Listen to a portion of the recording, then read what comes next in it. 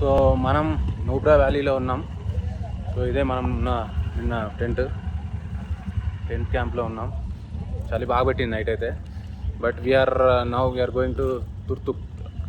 As per Google వచ్చేసి last village of India అంటారు, కానీ దాని తర్వాత కూడా ఒక విలేజ్ ఉందట, థాంగ్ అనే విలేజ్.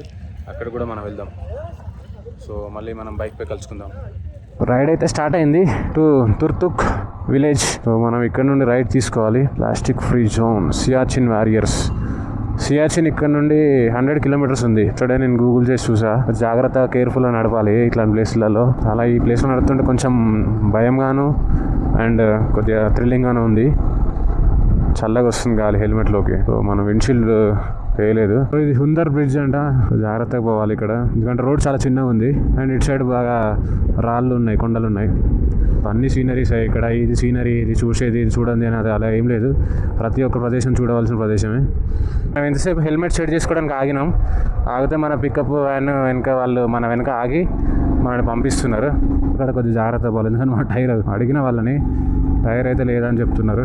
చూడండి ఎలా ఉన్నాయి మూల మలుపులు. రోడ్ అయితే బాగుంది, వ్యూస్ కూడా చాలా బాగున్నాయి. Blind car drive slow. ఇది కూడా మనకు సంబంధించిన వెహికలే.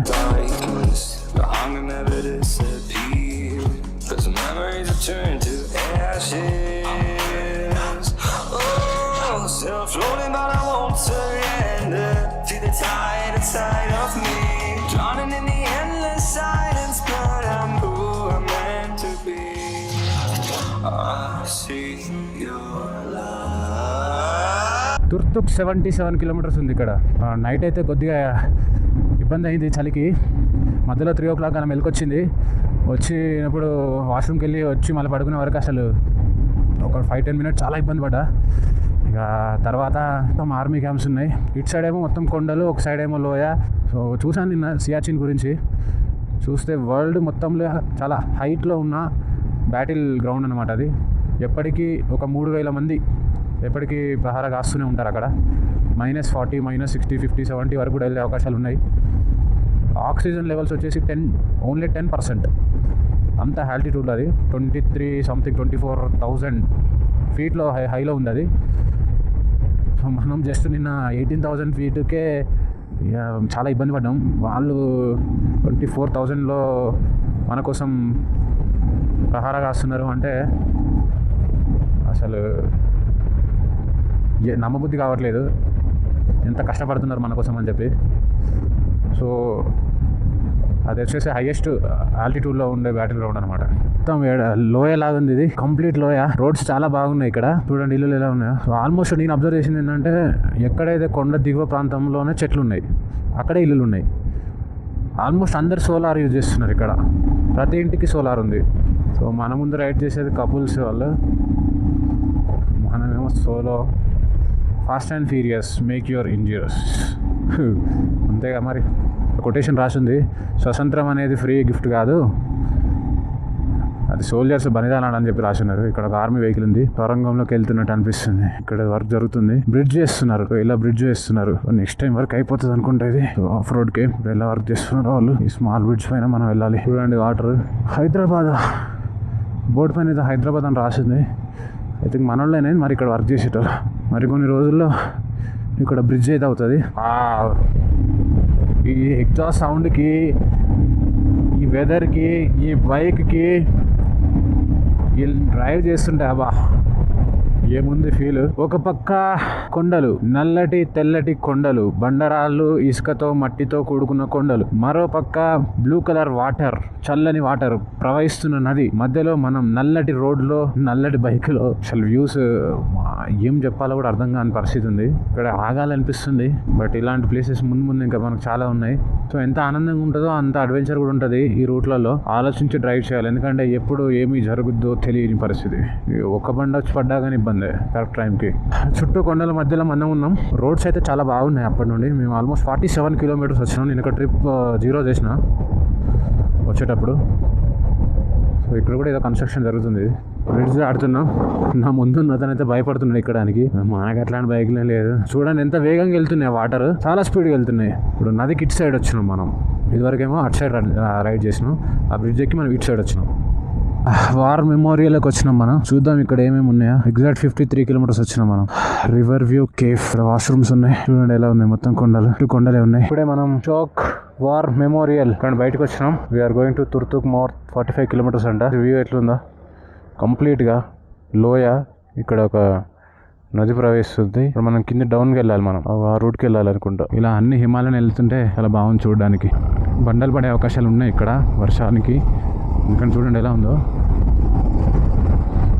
జాగ్రత్తగా నడపాలి. చూడండి ఇటు నది ఇటు కొండలు మధ్యలో మనం.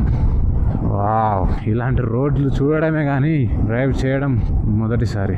సో ఇక్కడ మెయిన్ సిక్కైతే ఏంటంటే హై ఆల్టిట్యూడ్. ఒకేసారి లో ఆల్టిట్యూడ్ నుండి హై ఆల్టిట్యూడ్. ఇప్పుడు మనం గ్రౌండ్ లెవెల్ సీ లెవెల్ ఉంటాం మనం. అంటే గ్రౌండ్ లెవెల్ గ్రౌండ్లో ఉంటాం కాబట్టి మనకు 100% ఆక్సిజన్ అనేది ఉంటుంది. అది కానీ పైకి వచ్చే కొద్దీ ఆక్సిజన్ పర్సంటేజ్ తగ్గుతూ ఉంటుంది. లేలో జస్ట్ మనకు 61% ఆక్సిజన్ మాత్రమే వస్తుంది. సో ఎవరైనా కానీ లదాఖ్ ట్రిప్ ప్లాన్ చేసుకునే వాళ్ళు ఒక 2 రోజులు లేలో ఉండండి. ఉంటే మనకు అలవాటు అయిపోతుంది ఆల్టిట్యూడ్. సో నిన్న నైట్ మనం ఉన్నది లేకంటే 1000 ఫీట్ తక్కువ న్యూబ్రా వ్యాలీలో. సో ఇక్కడ ఇంతసేపు ఇప్పుడు బోర్డు చూసాను ఇక్కడ 9700 ఫీట్. సో అంటే ఇది న్యూబ్రా వ్యాలీ కంటే తక్కువ అన్నట్టు. కాబట్టి మాకు ఏం హై ఆల్టిట్యూడ్ సిక్నెస్ ఏం అనిపిస్తలేదు. చాలా నార్మల్గా ఉంది. పెద్ద ఇబ్బంది అయితే ఏమనిపించలేదు. లేలో కొద్దిగా అనిపించింది. కానీ ఇక్కడ ఏమైనా ఫిజికల్ యాక్టివిటీస్ కైండ్ రన్నింగ్, స్పీడ్గా నడవడం, స్పీడ్గా ఏ పని చేసినా కానీ తెలుస్తుంది. చాలా స్లోగా ఉండాలి ఇక్కడ. స్లోగా నడవాలి అండ్ ఎక్కువ తక్కువ కూడా నడవకూడదు. మనకు తప్పకుండా అవసరమైతే నడవాలి. డేట్. సో మనం ఇప్పటికీ 67 కిలోమీటర్స్ వచ్చినాం. తుర్తుక్ ఇంకా 15 కిలోమీటర్స్ ఉంది. ఇక 14 కిలోమీటర్స్. చలి అయితే పెరిగింది. గ్లౌజెస్లో చలి వస్తుంది. రైడ్ చేస్తుంటే మజా వస్తుంది.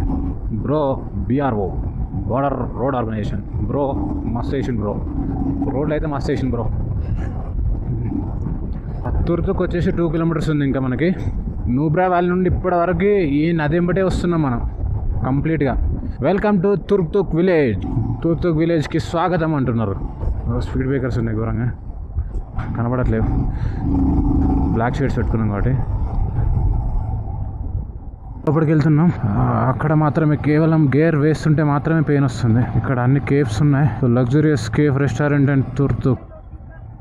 ఇప్పుడే మేము తుర్తుక్లో లంచ్ చేసాము. We started to Thang village. తుర్తుక్ నుండి మనం తాంగ్కి వెళ్తున్నాం. So compare with Nubra valley అయితే ఇక్కడ అసలు చలి లేదు. సో ఆల్మోస్ట్ మనం ఒక 84 కిలోమీటర్స్ వచ్చాము. అందరు అక్కడ అయిపోతున్నారు. మనకి ఇట్లాంటి అలవాటు థ్రిల్లింగ్ అని. మనకు ఎప్పుడెప్పుడు ఇట్లాంటివి వస్తా అని మనం చూస్తూనే ఉన్నాం. కావాల్సిన ఇట్లాంటి this is what I want. Second water crossing ఇది. మనకు శాండ్ ఉంది ఇక్కడ. And saddling is best for off road in Himalayan. Saddling చేస్తే కాన్ఫిడెన్స్ గా రైడ్ చేయొచ్చు. కాలు కింద పెట్టుకుని రైడ్ చేయాలి అంతే. ఇక్కడ మొత్తం బండలే ఉన్నాయి. ఇక్కడ బ్రిడ్జ్ కన్స్ట్రక్ట్ అవుతుంది. మొత్తం దుమ్ము లేపుకుంటూ పోతున్నాడు మనడు. మనం కూడా దుమ్ము లేపుకుంటూ పోదాం. వెనుక వాళ్ళకి టాక్సీ 1 కిలోమీటర్ ఉంది. Welcome to border village taxi. Unofficial గా ఉన్న ఇండియాలో ఉన్న లాస్ట్ విలేజ్ కి వెళ్ళిపోతున్నాం. తాంగ్ విలేజ్ 6 కిలోమీటర్ ఉంది. ఇక్కడ అండ్ పాకిస్తాన్ చూడొచ్చు అని చెప్తున్నారు. లాస్ట్ విలేజ్ ఆఫ్ ఇండియా తాంగ్ వచ్చాము. ఇక్కడ కనిపిస్తుంది పాకిస్తాన్ ఆక్యుపైడ్ కాశ్మీర్. అది ఇక్కడ ఎల్ఓసి కనబడుతుంది. సో ఇది విలేజ్ ఇలా ఉంది ఫ్రెండ్స్. ఇదే ఎల్ఓసి అండ్ ఇండియా ఫ్లాగ్ కనబడుతుంది చూడండి ఇక్కడ. సో నెక్స్ట్ ఇది పాకిస్తాన్. ఇది సో ఈ కొండలన్నీ పాకిస్తాన్వి. తాంగ్ విలేజ్ నుండి స్టార్ట్ అయినాం మేము ఆల్రెడీ. పాకిస్తాన్ ఆక్యుపైడ్ కాశ్మీర్ చూసాము. వాళ్ళ బంకర్స్ అండ్ వాళ్ళ కొన్ని గ్రామాలు కనబడుతున్నాయి. 2 గ్రామాలు. మన ఎల్ఓసి పాయింట్ కూడా కనిపించింది. సో ఇది వాళ్ళు ఏం చెప్తున్నారంటే 1970 వరకు ఇది PO కాలనీ ఉండేనంట. ఇదేమైందంటే మళ్ళీ ఒకసారి యుద్ధం జరిగినప్పుడు మళ్ళీ ఇండియన్ ఆర్మీ ఆక్యుపై చేసుకుందట తుర్తుక్, టాక్సీ అండ్ తాంగ్ ఈ 3 విలేజెస్ని. ఈ నది వచ్చేసి అటు పాకిస్తాన్ వరకు వెళ్తుంది. పాకిస్తాన్ లోపలికి వెళ్తుంది. నాకు తెలుసు అదే దారిలో అనుకుంటా మన బంకర్స్ ఉన్నాయి. Indian army bunkers and LOC. అక్కడ లైన్ కనబడుతుంది, అదే ఎల్ఓసి.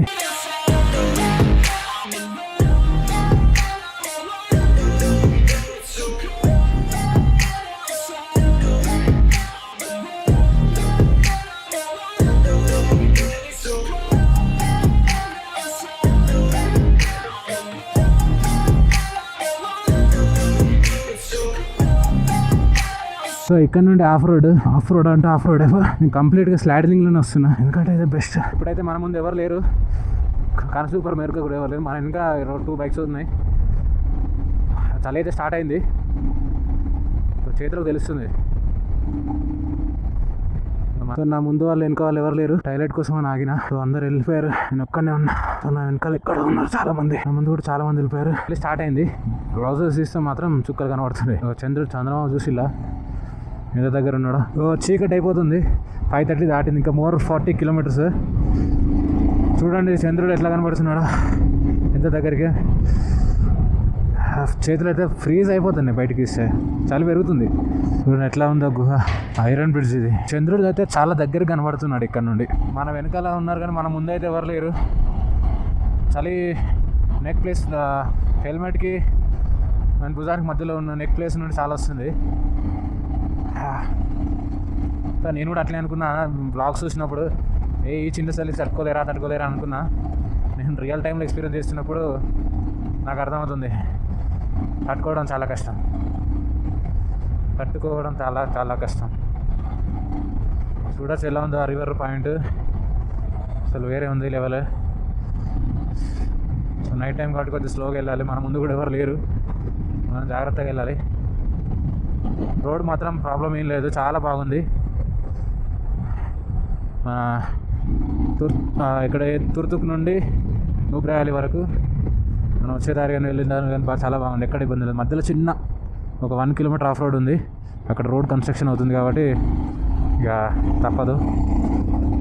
నా వెనకాల అయితే ఒక 3-4 బైక్స్ వస్తున్నాయి. ముందైతే నాకు ఏ బైక్ కూడా కనపడట్లేదు. నైట్ టైంలో బ్లాగ్ ఎట్లా వస్తుందో ఇంతవరకు నైట్ టైం ఎప్పుడు తీయలేదు, ఫస్ట్ టైం. ఓకే, వెలిసి ఇంటికి వెళ్ళిన రూమ్కి వెళ్ళిన తర్వాత చెక్ చేద్దాం ఎట్లా వస్తుందో. ఓకే, నా ముందు కానీ నా వెనక కానీ ఎవరు లేరు. ఒకటే రోడ్ పట్టుకుని అయితే పోతున్నా. చూడాలి మరి ఎంత దూరం పోతున్నావు, ఎక్కడ వరకు పోతున్నావు. నేనైతే కరెక్ట్గా దారిలోనే వస్తున్నా అని అనుకుంటున్నా.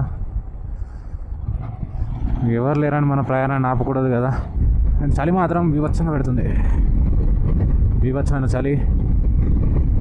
సక్సెస్ఫుల్గా మళ్ళీ నిన్న ఉన్న కాటేజ్లోకి అయితే వచ్చినాం. చాలా అడ్వెంచర్ ఈరోజు. ఆల్మోస్ట్ 200 కిలోమీటర్స్ రైడ్ చేసినాం ఈరోజు. చూడండి, నా ఇంటికి అయితే ఖరాబ్ అయిపోయినాయి మొత్తం ఇక్కడ. చలి మాత్రం మేము వెళ్ళిన ప్లేస్లో అయితే ఎక్కువ ఏం లేదు, బట్ వైల్ వస్తుంటే చాలా ఇబ్బందిగా ఉంది. So finally we are here. Okay, మళ్ళీ రేపు కలుద్దాం.